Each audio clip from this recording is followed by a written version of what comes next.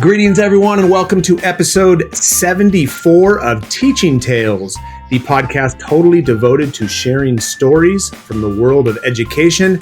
I am Brent Coley, your host, elementary principal in beautiful and currently sunny Southern California. Joining me today, I have the privilege of talking with a fellow principal of an elementary school, Amber Teamann. Amber, how are you? I am great. Not having any of those sunny skies right now, so I'm a little jealous. Oh no, yeah, it's the last few times I've talked with people who aren't necessarily on the West Coast, and let's just move on from the weather because I don't want you to hang up on me. And no depression. Yeah, I'd like to continue the conversation. So, well, Amber, I know I have been following your work and learning through you via Twitter. We've never met in person, but for anyone who is not aware of who Amber is, tell us about yourself. Well, you started off on the right foot there. I'm an elementary principal in Wiley, Texas, which is kind of a suburb outside of Dallas. But I have 677 of the cutest and smartest wolves in all of the land, and just absolutely love every single day of my job. Even the bad days are still pretty darn great. So I have two daughters. I have a senior in high school, which is ridiculous. And I have a fourth grader who is in her last few months with me as her principal, also ridiculous. And yeah, I've been sharing and kind of out in the Twitter sphere for, I think it's 10 years now.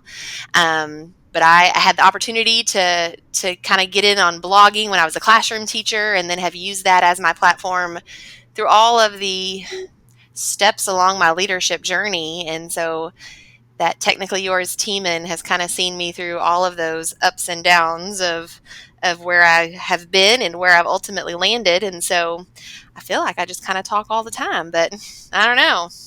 Well, you've got good stuff. You've got good stuff to say on your blog and the book, which we'll share a little bit of in a bit. And I'm looking at your Twitter page right now, and yeah, we joined Twitter almost like a couple months apart.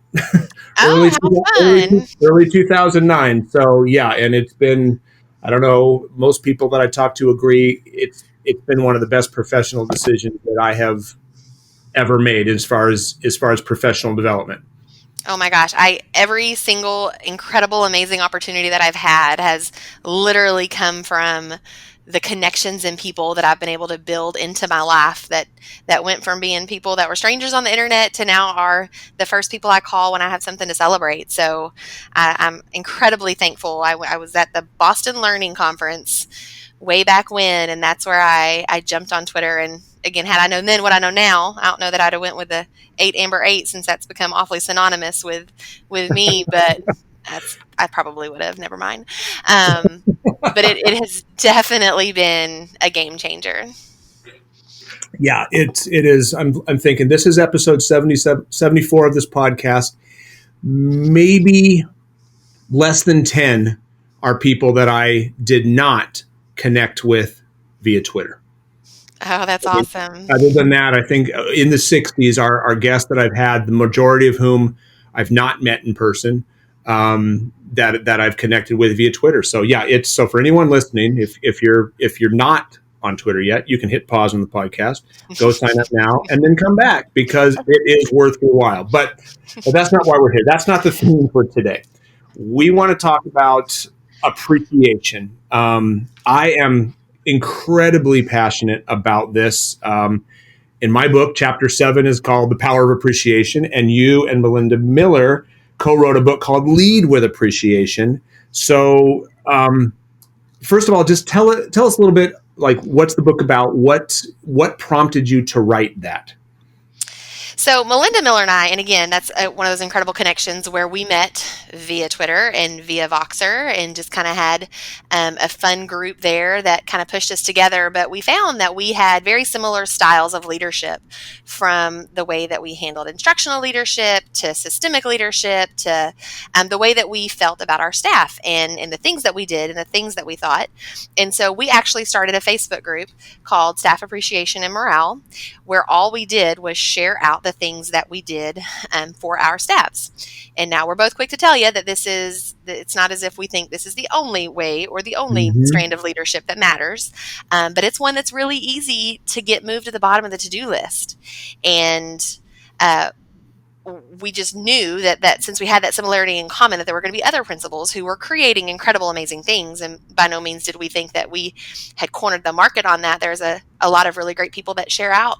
But that group is about 9,000 strong now. And Beth Huff and Shelley Burgess reached out and asked, based on the success of that group and some of the things that they saw spread like wildfire, if we would be interested in writing for their Lead Like a Pirate series. And of course, Melinda and I were incredibly humbled and flattered and immediately agreed. And so we committed to writing the book. And again, just in the sense of, I'm really big into personality inventories or learning styles or like Gallup, the Strengths Finder, and things like that.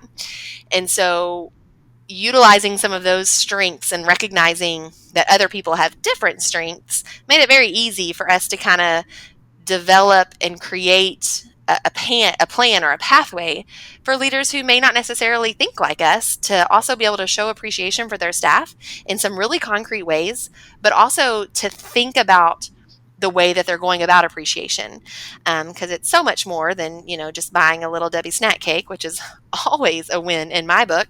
Uh, but it started really with how well do you know your people, and are you loving them the way that you want to be loved, or are you loving them the way that they need to be loved?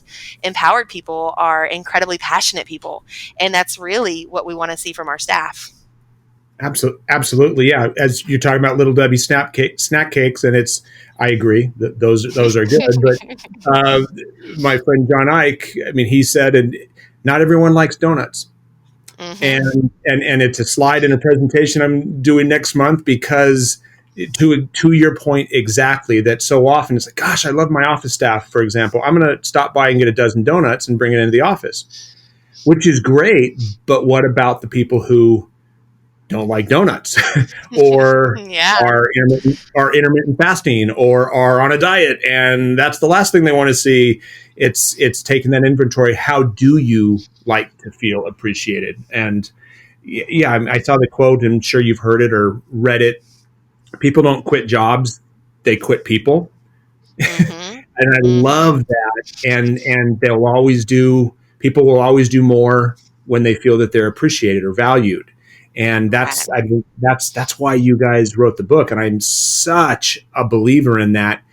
Um, so can you share a couple stories, like in terms of when you have expressed appreciation, and you can share some of the ways from your book of how you would do that, if you want to give some samples? Because again, I think, like, I'd like to talk a little bit about the how, like give me a couple examples, but more important, why. Like, why is important? Can you give an example? Because I've got one where a tangible thing that made such a huge impact. But can you share a story or two about that? Absolutely. So I kind of treat my staff the same way that I treated the students in my classroom, and recognizing that I have, a campus of 65 women and 5 men right now that need me in very, very different ways. And so one of the ways that I think is easiest to show appreciation is to start out by getting to know your people. And we Mm-hmm. spend a lot of time having conversations. I don't know how much that you've read of my I've had first year as it. a principal. Yeah. But I was a terrible first year principal. I didn't know what I was doing, and I was so confident and sure that I did. And luckily, these people have loved me through, and that we are now in a place where we are the highest achieving academic campus in our district. But we also have the highest climate and culture survey, which was most important to me. Amen. 71% of my staff the first year said that they wanted to work somewhere else. And I called Todd Whitaker and said, okay, so I obviously need to quit. I'm a terrible principal. This was not what I thought it was going to be. And he said, Amber, 71% people, they may want to be stay-at-home moms. They just may not, they may not want Yeah. to be in education anymore. You can't own all that. But that was such a wake-up call for me, that I did need to do more for them. And it was less about it being Amber Teamann Elementary and it being Witt Elementary. So I kind of went back to some of the things that I had done as a teacher to make sure that I had met the needs of all of my kids, and kind of treated my teachers the same way. I came up with a checklist, and it had every teacher's name on it. And every single time I wrote them a happy note, I put a check by it, by their name.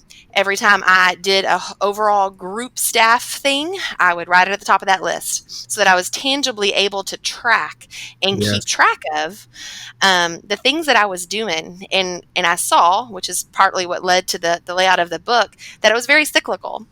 And it was very easy for me in August and September to be, in that honeymoon stage, and everybody gets a happy note and we're having fruit and cheese and happiness everywhere.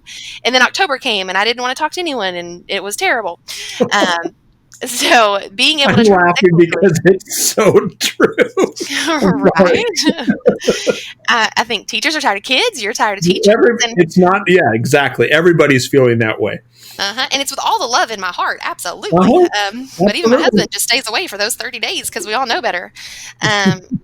But again, knowing that I was going into the school year meant that I could be very intentional. And so in August, when I had all the free time before everybody came back, I kind of mapped out, I'm going to do this in October, I'm going to do this in November. And so even if at the very last minute I didn't have anything, there was always a backup plan of something that I could do. October is one of the easiest months because there's so many seasonal things that you can do for the fall, whether it be bringing in crock pots full of pumpkin or apple desserts, or it's the first few days of cold-ish here in Texas. And so you can do soups and lunches and things like that. Because again, it seems like so much of my stuff revolves around food. And I don't know what that says about me, Brent, but I love it. we're gonna go with it, and it's fine. Yeah. But just making sure that I had built a team around me that recognized the importance of what I was trying to do and to not try to take it on all by myself. So first, having that mindset before I even started. But like you said, the book does lay out that encouragement's important, and that if you don't have a plan, it's real quick and easy to let that be the last thing that falls on your radar. Yeah. Well, you mentioned the word intentional a couple of times there. You were intentional. I love like that list. Every time I did a happy face, I checked it off. That could be done on a notepad. That could be done on a Google form. That can be done in a spreadsheet. I mean, there's so many different ways that can happen. But what I've found, and I'm sure you have too, it's like if you don't do that, I mean, like informal classroom walkthroughs. If I'm not keeping track of who I've been to, it is so easy with everything that we have on our plates to lose track of how many. Oh, geez, I haven't been her. When's the last time I was in her classroom? So it's the same thing is true with appreciation. And and I love that getting to know your staff. This year, I started something again. John Ike, thank you, my friend. He gave me a template of a spreadsheet, of a form, Google form, that just asks staff, what are your favorite things? What's your favorite Starbucks drink? What's your favorite salty snack? Again, we're going back to food here. Favorite sweet? favorite $5 gift card? Favorite, or what's your t-shirt size? Those just simple things like that. How do you like to be appreciated? Is it written? Is it verbal? Is it like what is going to fill your tank the best? And then the beauty is they fill that out. Now I have a spreadsheet. So when Mrs. So-and-so is rocking it, went out of her way to help that student who was having a hard day, and I want to say, wow, I want to do something for her. I'm not going to bring her in donuts because she doesn't like donuts. I'm going to pull up that spreadsheet and say, ooh, she likes a cafe Americano from Starbucks. So when I'm in the drive-thru getting my drink, I'm going to pick her a one up as well. And it's individualized. And not only that, but you have it available. And what I've seen is that the more I do for my staff, the more they're willing to do for other people. And so we do something very similar. We just have a binder at the front of the office that have all of our favorite things. And it's very, very similar to the things that you listed. But it means that if my assistant principal wants to grab something, or if my nurse wants to grab something, everyone has that available. And teachers know too. So they're able to come down, and that team mentality, that hashtag we are WIT, that is a climate that I've worked in very, very purposefully to foster. And like you said, it's super easy to bounce down to, Mrs. Padden's class, because that's where, all the kids are fun and they love you and want to jump on you. It's kind of harder to walk into a fourth grade math class because they're all very serious and very focused and very not so impressed with their principal anymore, especially if it's their daughter's class. But if I wasn't tracking that, I mean, we track all the things that are important. We make a grocery list. We Yep. track our Christmas cards. We have food journals and joy journals and all the things. And that's how very important culture and climate is to me, that I want to be able to track and speak to with fidelity the things that I'm also doing to make sure my people feel appreciated and recognize that I see how hard they work every single day. And I love the fact that you have that binder available to everyone. I mean, whether it's the assistant principal or the teachers, because it was neat. Like when we did that, the spreadsheet and the favorites forms, we had a couple teachers saying, can I get a copy of that? Like, I would like access to that too, because what if we want to do something for you? What if we want to do something for Cassie, the assistant principal? It's like, oh, like that would be cool. That would be awesome. Appreciation too, as I think you will agree. So, and it also helped too, because again, that first year and probably even into year 2, it took some time for them to figure out that that's literally that. I mean, before the book, before the Facebook group, before anything, that's just how my love language is gifts. That's what I do to show how I feel. And it's also how I receive attention or appreciation. And so it took some time and some really good conversations about who we were for them to realize, oh, that's just what she does. That's just Amber. That's just, it doesn't matter if she's cranky or if she's, sick, that she's still going to do these things. And that was something that took time. And I didn't know that in the very early years of my leadership. I just felt like, duh, everybody knows me. I'm so outgoing and bouncy. Of course, that's how I am. But that's not true. And I think that we forget that in our position. Oh, absolutely. Absolutely. Do you have a story or two of a time like when you've done something like that and either somebody told you, wrote you a thank you note, or where like, wow, that effort made a huge difference in that person's life? Yes and no. I think, again, it's probably, I bet every single week we do something between my assistant principal, who is fantastic, and I, very controversial hot sports opinion here, Brent. We friend our teachers on Facebook if they ask us to. And I know it's super controversial. But that allows me to see them as people, as wives, as moms, as daughters, as sports fans. We get to see that side of them. And so there's a lot of times that I'm able to step in because the baby was up all night, or your mom is sick, or your grandmother passed away, and I'm able to reach them and connect with them on a different level. One of my sweet teachers lost her dad in the fall, and we just stepped in so many places and spaces with a coffee because we knew she'd been at the hospital all night, or a go home early pass because we knew that when visiting hours were. When he did ultimately pass, I got a letter from her mom that just said, you have no idea the blessing that you've given to our family, that we were able to have her during these final weeks and know that you knew where her priorities were.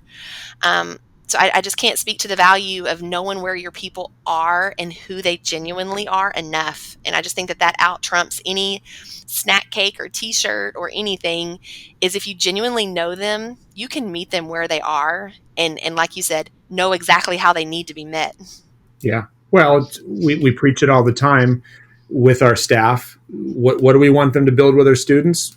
Relationships. It's all about relationships. And if we're doing the same thing with our staff, then, I mean, gosh, what an awesome thing about, terrible tragedy and heartbreaking about losing her dad. But like you said, what a gift you were able to give her family to allow her to be there, to spend that time with her.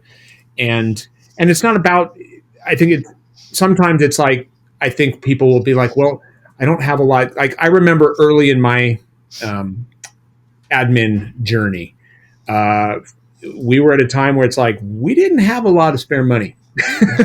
It's like, there were things that I wanted to do. Like, oh, I would love to bring X, Y, or Z in for my staff. I just couldn't afford to do that. And I think it doesn't have to be something like that. Like you said, giving her a go home early pass, or sometimes at every one of our staff meetings, we start our staff meetings with thank you notes. I have thank you note, blank thank you notes out on the tables, and we spend the first several minutes having staff write thank yous to somebody. It could be somebody on our Oh. staff. It could be a parent for helping out in the classroom. I mean, it could be anyone, anything. And a great story is we had a new restroom installed toward the back of our campus a couple of years ago. And one of our second grade teachers said, "Hey, Brent, who was the person responsible for, like, obviously a lot of people helped in that project, but like, who was the one who was heading up that project?" And I let her know who it was. She wrote a thank you note to that person. So this is somebody in the facilities department at our district office. I Mm-hmm. happened to be down there the next day. I handed it to her. And the following day, the person who received the thank you note said, "Brent, I just want to say that's the first thank you note I've received in 15 years at this district."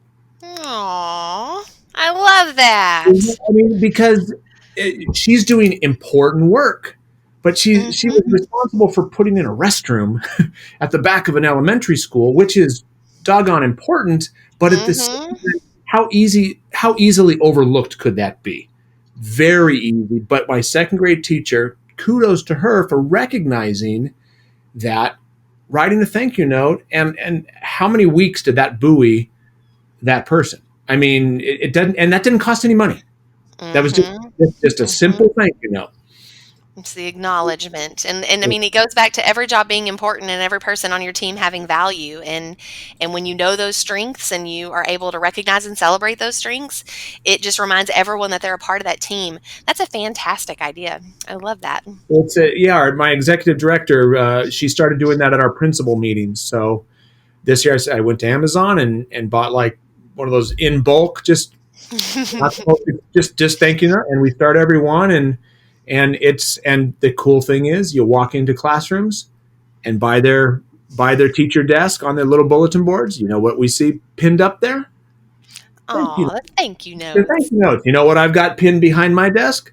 Thank you notes that I've gotten, because it's one of those things that when you're having a rough day, somebody thinks at least somebody thinks I'm not screwing the whole thing up. Exactly, exactly. And like you said, it doesn't take a lot to make. I mean, it can take one little passing comment from somebody just to be seen, to feel like somebody sees the effort, the energy, the focus that you give. Because I truly believe that none of our people show up just to kind of, halfway make it through the day. They all show up to make a difference, and to have that seen and appreciated, that just can carry you through a whole bunch, I think. Oh, absolutely, absolutely. So, will you share just, you've got a, again, for the book, it's laid out like August and September ideas, October, Hmm. November idea. I mean, you've Yeah. already shared like your binder. Any one that you say, you know what, I love this idea that you want to put out there as a great way that somebody could show appreciation.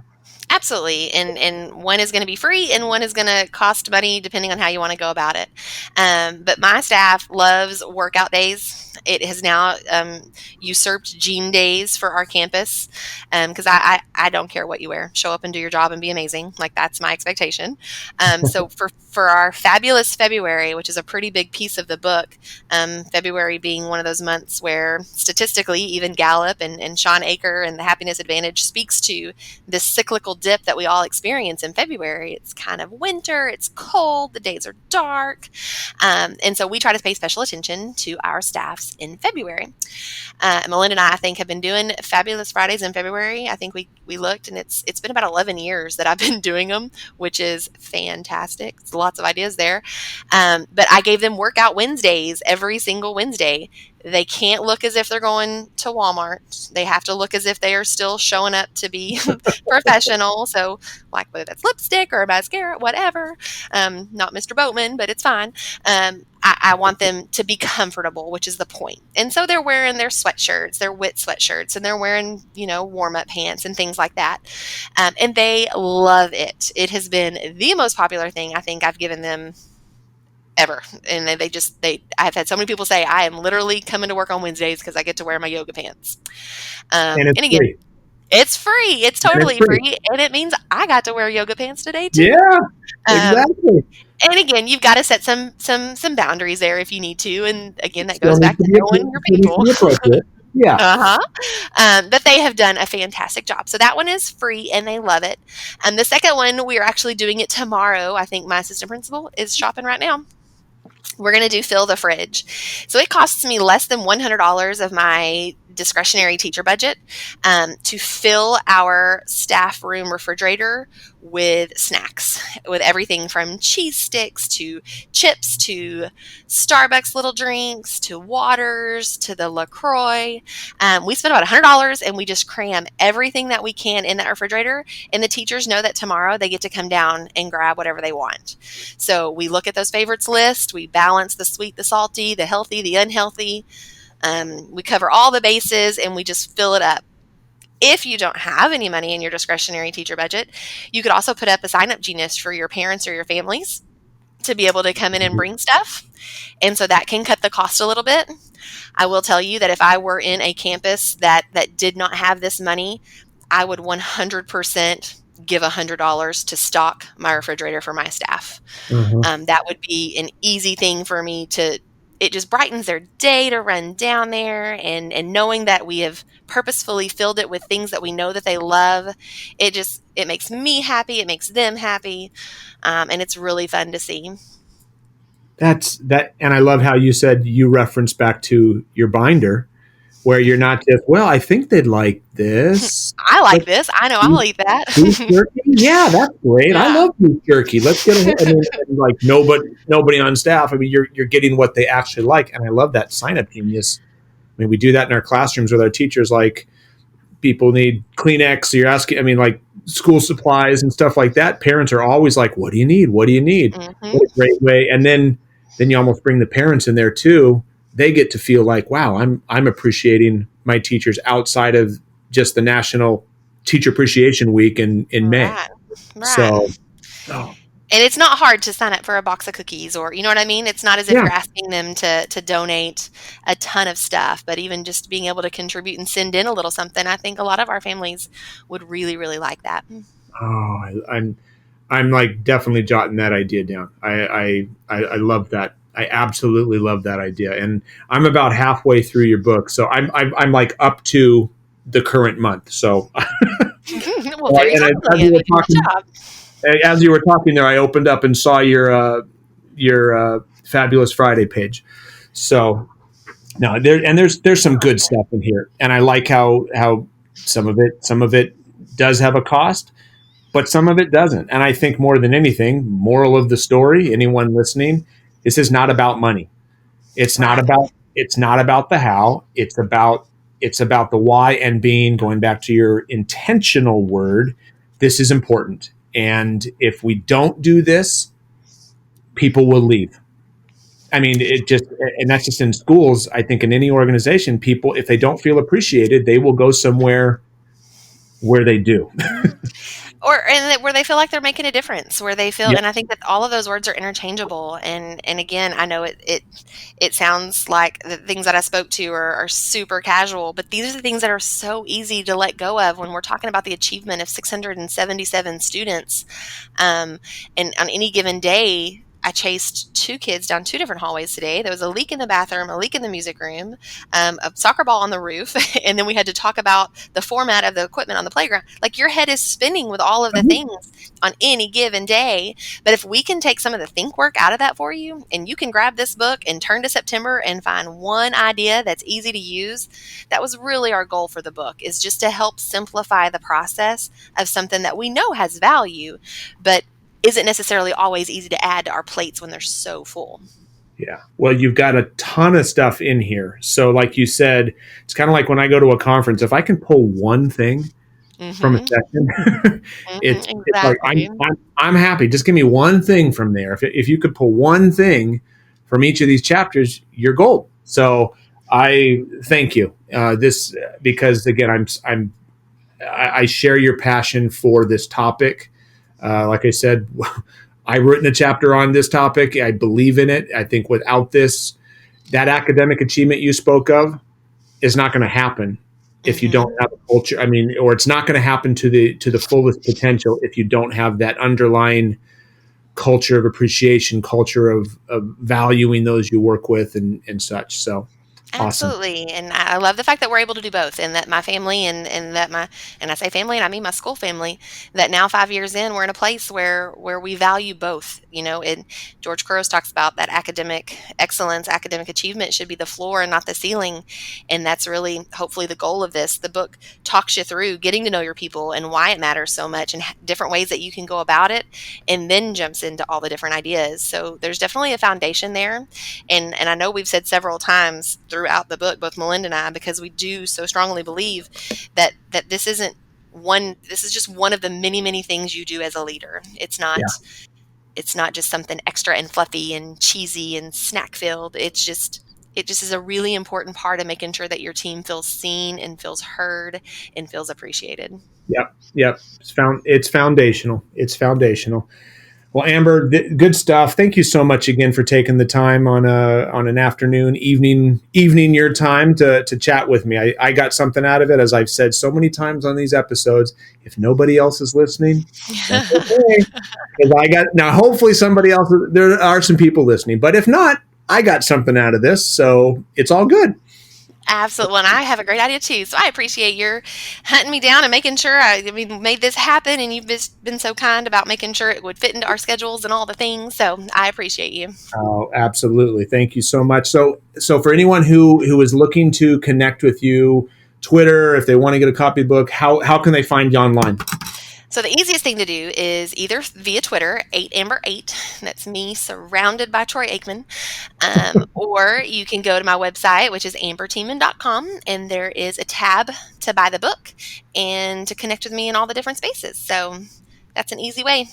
Awesome. And I love that. I heard you on a podcast a few years ago explain the Troy Aikman thing. So very, very, very, very cool. Very cool. So, well, Amber, thank you again. And for folks listening, thank you for tuning in. Hopefully you got something out of this. If you haven't already done so, be sure to subscribe. iTunes or Apple Podcasts, Google Play, Spotify, Stitcher, or on my website, brentculley.com on the podcast page. Again, my book, Stories of Edu Influence. You can get that on the website or on Amazon. Amber and Melinda's book, Lead with Appreciation. It is good stuff. So, Amber, again, thank you so much. Have a great rest of your evening. And for people listening, have a great rest of your evening or day or whenever you're listening. And until next time, have a good one.